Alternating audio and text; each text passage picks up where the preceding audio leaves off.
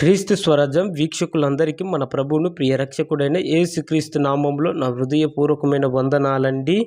విషయం ఏమిటంటే ఈరోజు ఈ వీడియోలో నేటి క్రైస్తవులు రెండవ వివాహం చేసుకొనవచ్చా అనే విషయాన్ని గురించి తెలుసుకుందాం.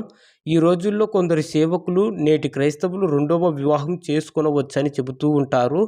మరికొందరు సేవకులు రెండవ వివాహం చేసుకొనకూడదని చెబుతుంటారు. వీరి మాటలు విన్న విశ్వాసులు ఏది కరెక్టో తెలియక తికమక పడుతూ ఉంటారు.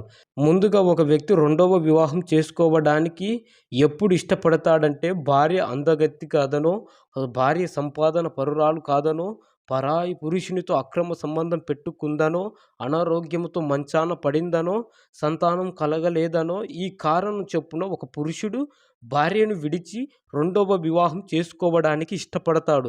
ఇలాంటి వారిని గురించి బైబిల్ ఏం చెబుతుందంటే, రోమీలకు రాసిన పత్రిక 7వ అధ్యాయం మొదటి 4 వచనాల ప్రకారంగా ఒక వ్యక్తి బ్రతికున్నంత కాలం వరకు ఆ వ్యక్తి మీద ధర్మశాస్త్రానికి అధికారం ఉంటుంది. ఒకవేళ ఆ వ్యక్తి చనిపోతే ఆ వ్యక్తి మీద ధర్మశాస్త్రానికి ఏ అధికారం ఉండదు. అలాగే పెండ్లైన పురుషుడు తన భార్య బ్రతికి ఉన్నంత వరకు ధర్మశాస్త్రం ప్రకారం ఆమెకు కట్టుబడి ఉండాలి. ఒకవేళ భార్య చనిపోతే భార్యను గురించిన చట్టం నుంచి అతడు విడుదల పొందుతాడు. భార్య చనిపోకుండా ఇంకా బ్రతికి ఉన్నప్పుడు అతడు మరో స్త్రీని పెళ్లి చేసుకుంటే మాత్రం అతని వ్యభిచారకుడు అనడం జరుగుతుంది. ఒకవేళ భార్య చనిపోతే భార్యను గురించిన చట్టం నుంచి విడుదల పొందుతాడు గనుక అతడు మరో స్త్రీని పెళ్లి చేసుకున్న అతడు వ్యభిచారుడుగా పరిగణించబడడు. కాబట్టి అలాంటి సందర్భంలో రెండవ వివాహం చేసుకొనవచ్చు. కాకపోతే కొన్ని సందర్భాలలో రెండవ వివాహం చేసుకొనకూడదని బైబిల్లో ఉన్న లేఖనాలు చెబుతున్నాయి.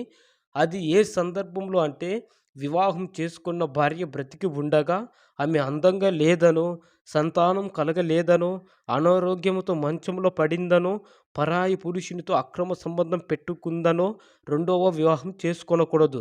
వివాహం చేసుకున్న భార్య చనిపోతేనే రెండవ వివాహం చేసుకోవాలి. అంతేగాని వివాహం చేసుకున్న మొదటి భార్య బ్రతికి ఉండగా రెండవ వివాహం చేసుకొనకూడదు.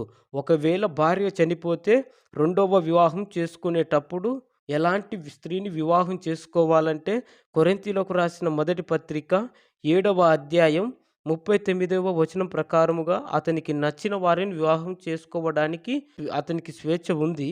కానీ ప్రభువులో ఉన్న స్త్రీని మాత్రమే వివాహం చేసుకోవాలి. ఈ విధంగా క్రైస్తవులు కూడా రెండవ వివాహం చేసుకొనవచ్చు. మరొక వీడియోతో కలుసుకుందాం. అప్పటి వరకు దేవుని మహాకృప మనందరికి తోడై ఉండును గాక. ఆమేన్.